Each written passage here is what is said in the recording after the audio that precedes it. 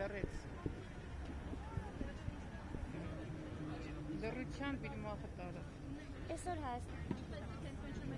չեք վախենում իր անվտանգության համար։ Հոկտեմբերի 1-ին է տեղի ունեցել այդ դեպքը Մասիս քաղաքում ծեծի արդյունքում Էրեբունի հիվանդանոցում արդեն Երևանում մահացել է Զարուհի Պետրոսյանը։ Ամեն տարի նոյեմբերի 25-ին կազմակերպվում է երթ։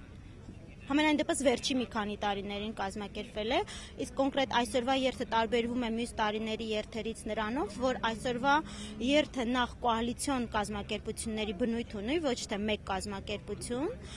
իսկ կոալիցիան ստեղծվել է, կոալիցիան դեմ կանանց դեմ բռնության կոալիցիան ստեղծվել է համատաբար վերջերս, կոնկրետ Զարուհի Պետրոսյանի դեպքից հետո, եւ այսօրվա երթի նվիրվում է նրա հիշատակին։ Պատրաստված են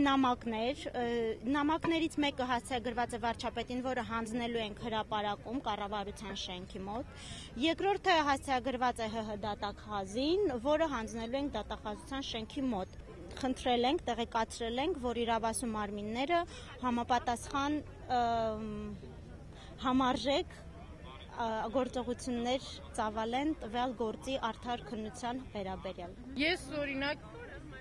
իհարկե չգիտեմ ինչ ձևով ես բողոքում եմ նրա կիսուրի դեմ, բայց թե մենակ իմ բողոքը ոչ մի բան չի անում։ Երևի թիկունքին մարդ կա, ինչ որ էդի տենց մանակալի, տենց հպարտանում, տենց ու հիմա էլ բողոքներ ա ներկայացնում, որ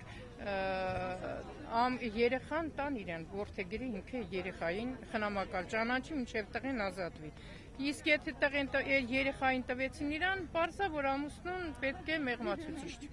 դատ լինի։ Դրա համար մենք չենք ուզում, որ նրա մարդասպանների մոտ երեխա մնա։ Եթե օրենք կա, պետք է պատժվի նրա կիսուրը։ Ու այդ երեխային չտան կիսուրին, ուրիշ ոչ մի բան։ Կիսուրի մոտնա իրար, Զարուհու կիսուրի մոտ։